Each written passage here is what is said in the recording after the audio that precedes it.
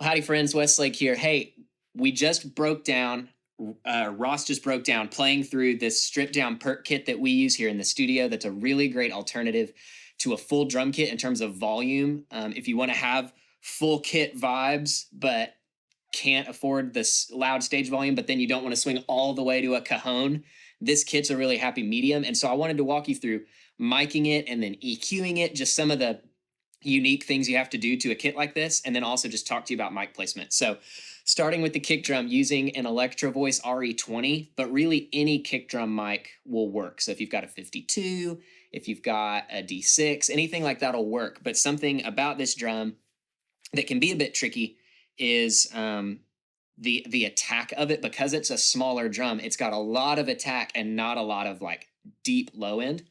And so if you'll notice, we're actually not miking the kick with the microphone in the port. We're actually putting it outside just on the resonant head. And that's to help de-emphasize some of that really spiky, attacky, transient stuff that's there. So feel free to move it around. Sometimes that's the sound we want. Other times it's not. Most of the time we've got the kick mic on the outside of the resonant head.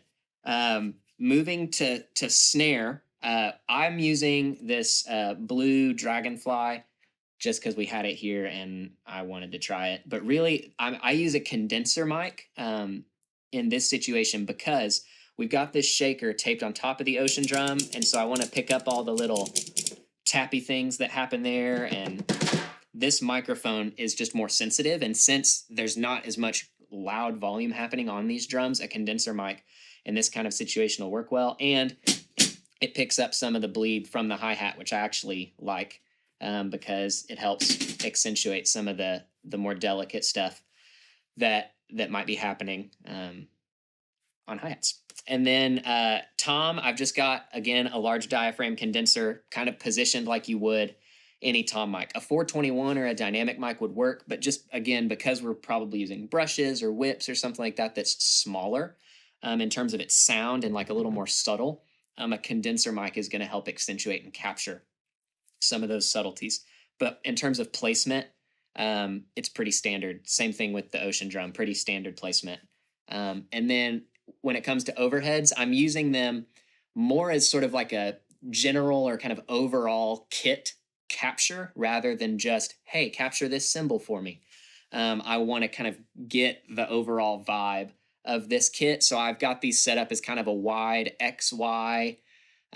You could do ORTF if you're familiar with that mic pattern, but really any sort of stereo image.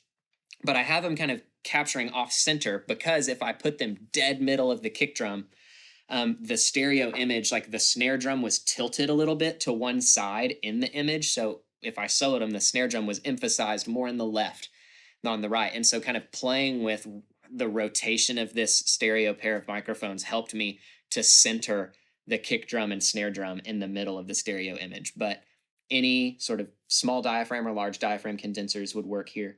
We're using these Aventone sort of C12-ish kind of clones that sound really great. But now that we've got mic placement and kind of understanding why we're using what we're using, let's head over into the control room and look at how we EQ these things to get the most out of these drums. Howdy, friends. So we're back checking out this small stripped down kit that Ross and us have put together here in the studio that would work really great in a smaller church situation as well, or in a smaller room where you want to have a full kit, but or don't want to move all the way to a cajon, but still a full drum kit wouldn't work for you or be too much for a room. And so this kit is really great. So I just want to walk you through some EQ things that I think will be helpful for you to get the most out of this kit that you can. So let's take a look. So starting with the kick drum, I'll just solo each drum and then we'll check it out. So here's the raw kick sound. Already sounds really awesome, but because it's such a small kick, I want to try and pull out some of that like real subby chest impact low end that we're used to with kick drums. And so pretty big EQ moves here, a big shelf, and then some attack that I'm adding in. So here's just the bump in the low end.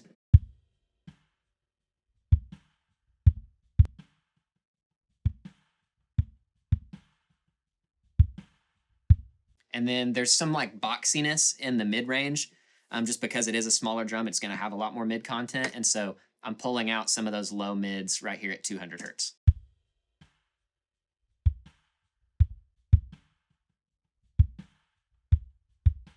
And then adding in some attack because we mic'd the outside of the kick on the resonant head instead of putting the mic in the port. We're adding back in some of that kind of bright attacky flavor.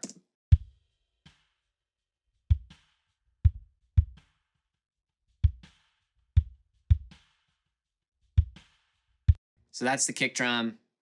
Sounds really awesome. Here is the ocean drum and sort of shaker taped on top with that large diaphragm condenser that we're using. Here's the raw sound, and then I'll add in the EQ.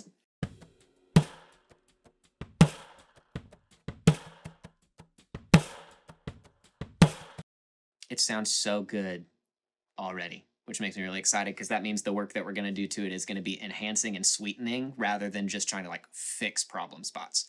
So that's where good mic placement is really helpful here.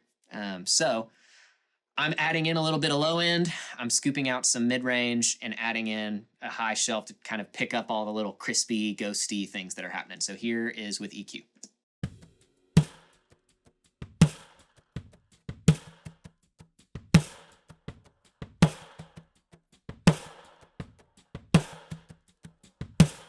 So the biggest two things for me are that bump in the low end that's kind of hitting you in the chest a little bit, giving it a little bit more attitude.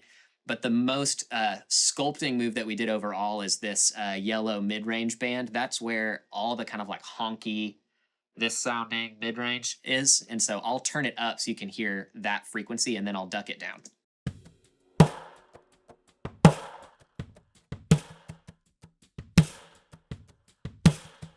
Like, it just feels like now there's some space for other things. It sounds like I'm miking the drum rather than like, oh, there's a mic near that drum somewhere.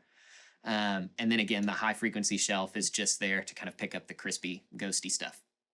Let's move over to a groove where Ross was playing the tom, because this tom requires really large EQ moves. So check this out here in just a second.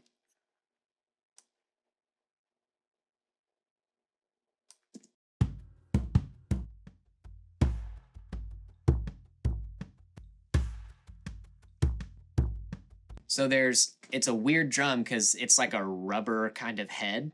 And so there's a lot of like rumbly, growly, just a whole lot of mid-range in this drum, which is cool because I can just pull out whatever I want and leave all the like good stuff in there rather than having to do all sorts of boosting to pull certain frequencies forward. I'm mainly just doing subtractive EQ here. So I'll do one band at a time just so you can hear what each thing is doing. So I've got a high pass filter just to tame some of that really subby low end.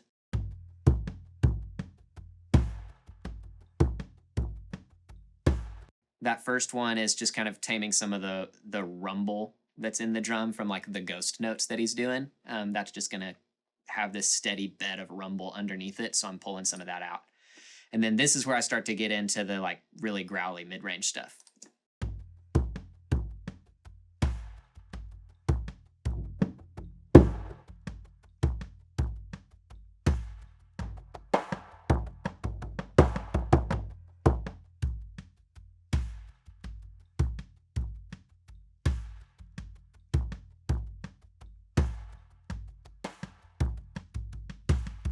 So again, with subtractive EQ, we're going in and finding the things that we don't like by boosting a frequency Q curve and just sweeping the spectrum of frequencies till we find it and then ducking it out.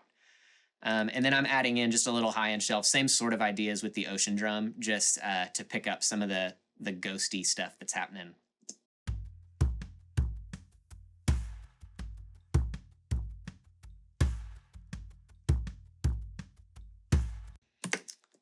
So we'll do, here's without all of that EQ, and then with the EQ in.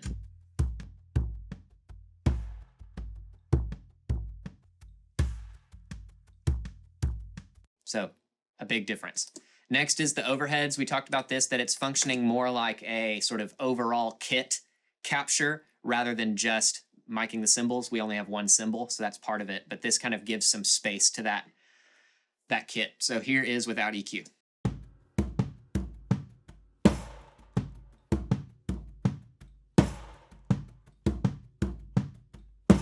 It already sounds really great, but same sort of thing. I'm going to be carving out some EQ or some mid-range and then boosting kind of that same, around the same ballpark as we boosted on the Ocean drum to get some of that chest impact out of the snare sound.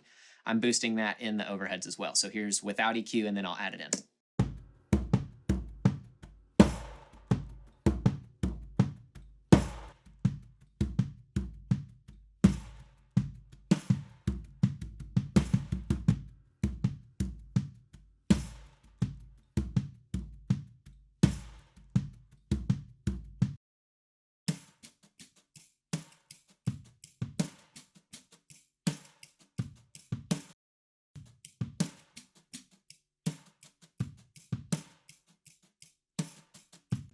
So just the overheads sound really great, which is exciting because now we're going to get to add them into the close mics that we already have, and it'll build a really cohesive sounding kit.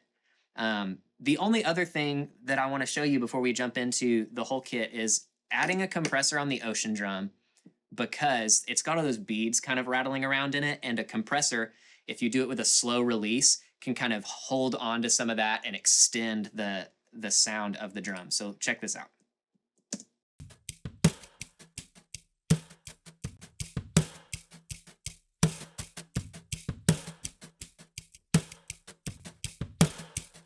So it brings up all the kind of like sound of the beads that are still going in the drum, and it gives it almost like its own sort of natural reverb sound. So using a compressor there that's really subtle will accentuate that. Lastly, if you're able to do this, whether you're mixing in a post environment like this, or if you're doing stuff live and you bus all your drums, I've got just a bus compressor,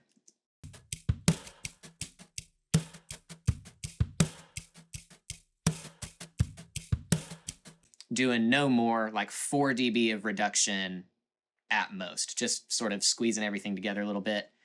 And then I'm doing some global EQ where I'm boosting the low end a little bit because it's a small drum and maybe I want it to still feel really big. Boosting this low end and then again carving out some of that boxy mid-range. So I'll add those in and out here in a sec.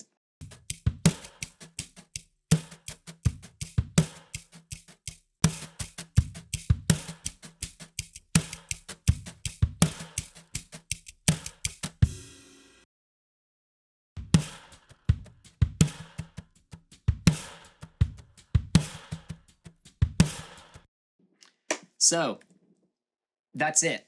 Pretty simple, not a lot going on. It's mainly just EQ with a tiny little bit of compression on the Ocean drum and then on the bus if you want to use that or have that at your disposal. But otherwise, it's just simple EQ moves. Some of them look a little extreme, but when you're using small things and trying to make them sound big, sometimes you have to do that. So hope this has been helpful to you. If you have questions about this kit, this setup, EQing it, anything like that, head over to the Worship Initiative website, click the chat bubble at the bottom of the screen, and someone from our team would love to help you out however we can. So until we hear from you, blessings.